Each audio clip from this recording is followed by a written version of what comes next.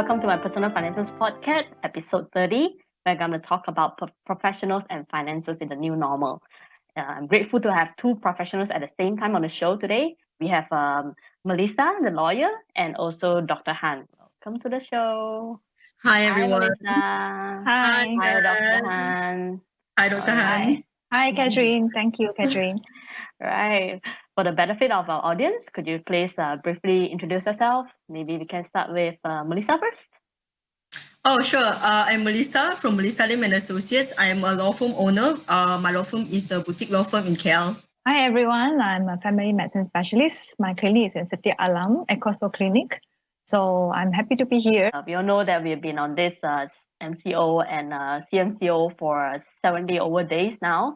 So how has this pandemic and this whole new normal affected your work and your business? I'm having the same problem with many people. The visitors, the clients has dropped for sure. Even people think that, doctors, you open a clinic, your patient will still come. The fact is, it does affect a lot. I think we see more than 70% drop. Wow. Almost that. Yeah, because people at the beginning of the MCO, people are afraid to come, even though they're sick, or even if they have regular follow-ups. They are afraid to get infected. They're afraid to go out. From the legal field, I think there's this two categories of people. One is from the lawyers and one is from our clients. So from our clients' point of view, some of them, because there are a lot of people who say that, legal field is something that is very bulletproof sort of way, because they think that everyone will have, for example, during recession, people are not able to pay their debts. So there will be a lot of debt recovery matters. Yeah, but the fact of the matter is there are companies who have debts, or who have debtors, but they are unable to have that cash flow to actually continue with the litigation matters. And they are afraid to get legal advice because they think that legal advice is very expensive. So they are afraid to come to us and talk to us about how to actually recover debts in a more cost-effective way, which there are ways to do that, but they are a little afraid to come to us right now. And at the same time, I think from the legal profession point of view, we are a little traditional before the MCO. So previously, it is always walk-in and face-to-face meetings. So because people are unable to get out of their house now, they are unable to look for a lawyer and get advice from the lawyer if they want to as well.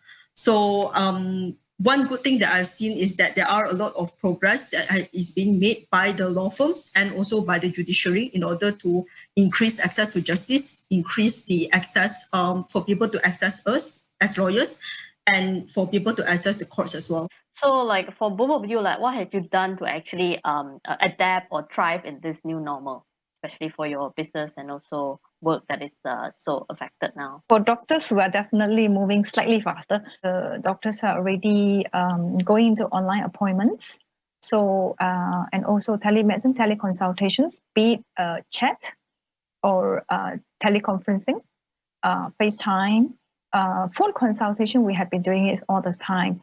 But of course, the other thing is because it's not something that we used to do as a doctor. We usually have to examine the patient, see the patients face to face. So now we have to adapt to this new normal. And one of the things we are a little bit worried is about, you see patients FaceTime, you can't really touch the patient. So what about if you need to examine the patients? So we have a lot of things need to sort out, and we are glad that we do get some guidelines from our professional bodies. And I'm lucky to be family medicine specialist actually, because in our postgrad training, we do have training for phone consultations. So I think we're a little bit more prepared when it comes to teleconsultations because we have been trained to do that and know where is our limitations. I mean, new teleconsultation norms by the patients has not been very, very encouraging. So I think most of our patients who needs to follow up are elderly. So if you want them to start using their phones and chat with you, book online, is a little bit difficult. They prefer to just call you up and, doc, are you free to talk? And they'll just talk to you like that. If it's for somebody who are very tech savvy, I'm pretty sure it's very easy. I mean, for the young ones, like they can easily just go online, search a clinic, and then start like booking online on your website. That's easy. But for elderly, I think they probably need help from like the children. We have support. Actually, it's part of a social support because there's a lot of questions. And rather than you go everywhere else asking non-professional, you must just ask one of us. So we will rather provide you free chat than, you have 1001 funny ideas that come out later on, can ginger cure COVID, that kind of thing. Exactly. You better ask us. Or warm water. Yes. I see so many like people like just send a spread around like videos or like very long messages of like how to actually cure COVID-19. Like they are just professionals, but we don't even know where are the sources of all these messages. Like we have no idea who is this person, who wrote it, or whether it's actually valid or not. It can be kind of scary. Especially on the latest guidelines. For COVID guideline, I would say guidelines 2 days ago is considered old because they keep changing. Look at my head, they keep changing. It's the only time in my entire medical life that guidelines, last week is considered very old guidelines. You have to find new ones.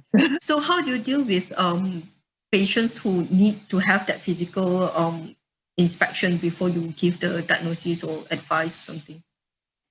Okay. Guidelines for doctors as well. We usually provide teleconsultations for our pre-existing patients most of the time, okay? Because we know them, we know their disease, we know their medications history, so it's a lot less likely to have problems because we know them already. So, and generally, patients who call in for teleconsult, they understand the limitations because they're our regular patients. So they're most likely going to call us up just for something very simple, like, okay, doc, you prescribed me this medication last week and I feel a bit unwell with this, a bit nausea, so is there a problem? Usually that kind of consultation will take place. For new patients or new diagnosis, when you're presenting with a new symptoms, most of the time they don't go online. They don't ask us on teleconsultations. They already know the limitations. So if there's a new questions online, generally is asking for wellness advice or nowadays COVID related questions like, okay, doc, I have fever. Do I have to be screened for COVID? You see, you don't really need to physically examine the patient at this point. You probably want to ask a few questions. Do you have any contacts? Have you been to any of the red zones? Have you been in contact with the confirmed patients and things like that? So give advice accordingly. And then you will say, okay, then this is where you go to the hospital for the test, or you can just visit your regular doctors to go for normal checkups. So up until that point, you can tell online. You don't really need to examine the patient. But if you're coming with completely new symptoms, like, okay, now I have a tummy ache, what do I do? Most of the time, we will still ask you to see us physically because we need to examine you and check you out. What's the adoption rate right now? Is that because we see things like doctor on call and things like that? So how about for specialized GP like yourself? I don't know the adoption rate. Actually, I don't know how many doctors are actually doing that. I'm sure the doctors are also embracing this technology. We recently had some webinar with the professional bodies, and they did give us some guidelines on how to carry on because, like, telemedicine has been around for many years. It's just that because of this COVID, it becomes in the limelight. I think that's the same as the legal profession as well. Like there are a lot of things that, for example, like you said about the meeting doctors face to face, right? That's what lawyers do as well. A lot of video calls, a lot of even our judiciary recently have our very first online hearing. So, and it's hosted on YouTube. So this, I think, this COVID-19 is actually an unexpected ally to tech, I think. So for law firm, what are your concerns for adopting this new technology? Like our concern for doctors is we can't physically examine the patient. So we, as a profession, we need to know our limitations when we do that. So how about law firm?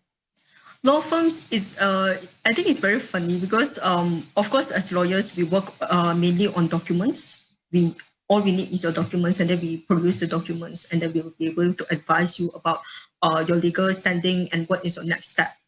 But most of the time, I mean, before the MCO, most of the time this happened in face-to-face meetings. But of course, right now, because we cannot have these face-to-face meetings anymore, there are law firms who have not adopted tech, who are unable to communicate with their clients, even their existing clients, because first of all, maybe they are unable to access their files because their files are in the office. And we only had, I think, about a day and a half warning before the first day of MCO. So so there was a problem. There's a problem bringing the files from the office to the home, even if you want to work from home. Delegating the files as well, because most of the time we work in huge teams of people. So that is one of the problems with for lawyers to deliver their services and to communicate with their clients. I think another problem would be the clients giving documents to us too. Because if, for example, there are a big corporation, the documents will be everywhere. It could be from this department A, B, C, right? And they will need to get all these documents to us before we can proceed. So if they have not digitalized their company as well, basically we can't move to, because we don't have the documents from them. So that is these are the two prevailing problems that I see in the legal field. Other than that, I see a lot of efforts made by the judiciary and the government to step up, in this tech adoption, so that the public and law firms can access them. For example, our LHDN, our land office. So the biggest problem right now, I think, is tech adoption in the law firm and clients as well. I guess like this is a probably once in a lifetime, or that it doesn't happen often. It's something that is totally new for all of us. Doesn't matter which profession, like which professional, which industry you're from. So like I guess everybody just have to like learn and be patient, learn to adapt to the new normal. I do think that we can take this as an opportunity, so that all of us, because everyone is forced into this same situation, so we can actually move forward together. I do think that it's not something that is exactly temporary now. I think moving forwards, like things will definitely be different. Like now that we have learned to actually like do things even when we cannot see each other, cannot go outside, just do everything from home. It's a game changer. So the next question would be: do you want to get out of your house to do something or not? Yeah. There's also saying that for at times like this, for people who are extroverts, they really suffer. Oh, Yeah, right. But for there are even those like who have cases. kids, oh my God. those who are with kids really want to get out. I know. I guess I'm okay. I'm still working.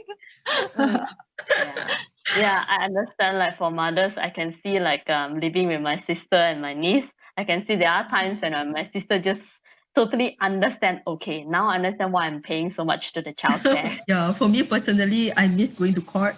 I know I talk big about online hearing and things like that, but I really do miss going to court. And then I think the economy is not just because patient doesn't want to come to clinic. I think some of them are really hard hit by the economic as well. So they can't even come and pay us for simple 20-30 ringgits medication, I believe that's probably that also affects.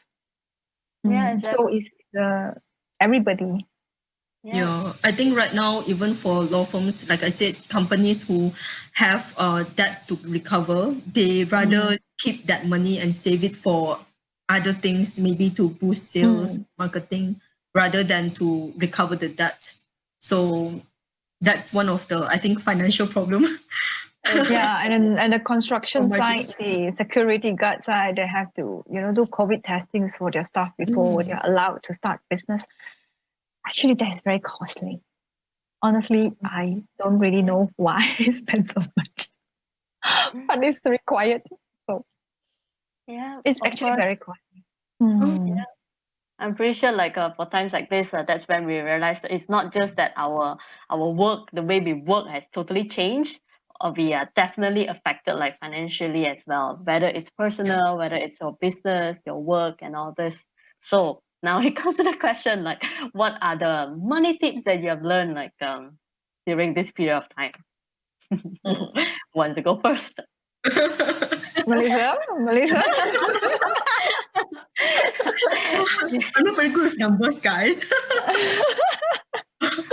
I think first of all, we definitely need to have a war chest to always save for a rainy day. And this is like a storm right now. It's not even a rainy day anymore. Yeah. So first of all, I think the very first, very biggest lesson to be learned right now is you've got to have your own savings for rainy days or storm like these. Number two is, I think, to identify exactly which category of investments that you can put in. So that's that two thing that I've learned in 2020. That's great. And what about yourself, Dr. Han? A few things. One thing is always diversify your investment. You invest in things that can generate a little bit of passive income. If you don't know how to do so, like me, just marry someone who can do so. Marrying part is just a joke, okay? All right. I mean, find someone who can guide you how to do it. Even if you're a good friend, your best friend, that's one. Number two, learn more skills. That's what I realized how I can survive during this COVID time when the sales in the clinic actually plunges, so low. And I realized a lot of things I'm doing on my own. And because I don't need people to do IT for me, I do my own accounts. And, a lot of things I can do on my own. So I don't need an extra clinic clerk. If you really at home now, since you're really at home, nothing to do, you pick up an extra skill. I find that, learning few skills cross-discipline will really help you next time when you start your business back. You cut down quite a bit of cost. That will be my financial tips, I think. Wow, that's a very, very good point. Like, not just that you learn new skills, but also you cut down your costs, like the unnecessary costs that you can actually avoid. Another thing is actually to keep yourself healthy, because you really don't want to get sick this time and get into hospital. It's going to be very costly. So do support our specialty GPs. You know why? Because if you have your general health taken care well, you have less emergencies, you have less problems as you age. So many people don't see that. So they come to us when they already have some problems, which is very difficult to reverse. So actually, regular follow-ups for your chronic health, your diseases to be well controlled is actually very important. And during this COVID time, is what I worry most is that those patients with chronic diseases who needs to be followed up either didn't turn up for those appointments, and they might come back a few months later with something worse. You have a sugar running up, you have your blood pressure running up, you might come up with strokes and heart attack, which is going to cost you more. So despite all this NCO, I think that my biggest advice is keep yourself healthy. If you need to see the doctor, please go and see the doctor. So I guess that is the big audacious habit that you wanna, bring out to our the audience. That is that one thing they should do, right? Yeah, actually, that's the same with the legal field as well. A lot of people come to us. Like I said, I miss going to court, and the reason why we go to court is because there are problems, and you come to us when you are in big, big, big trouble, and we will have to untangle that mess, and that will definitely cost you more.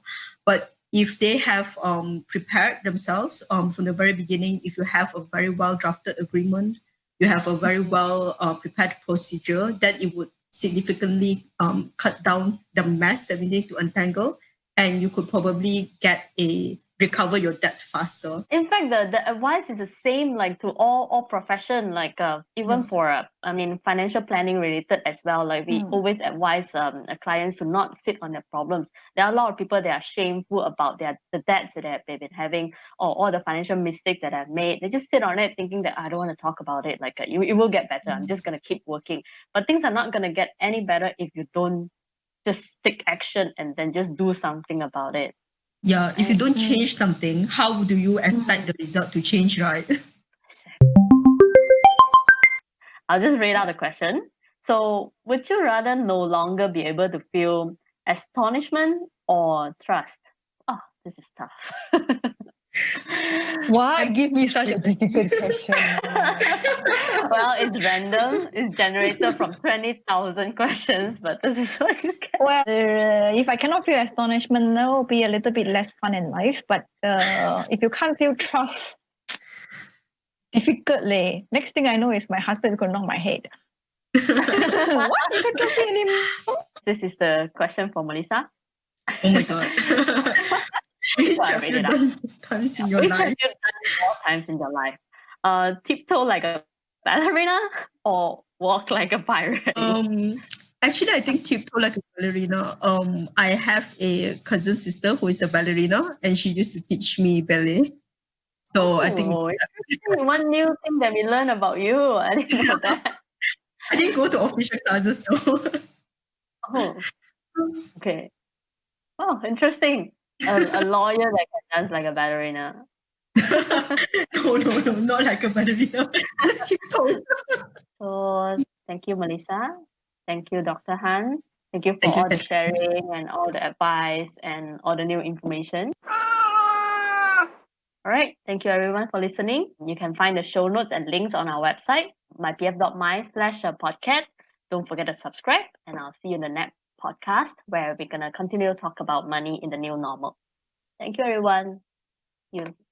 Bye. Hasta pronto.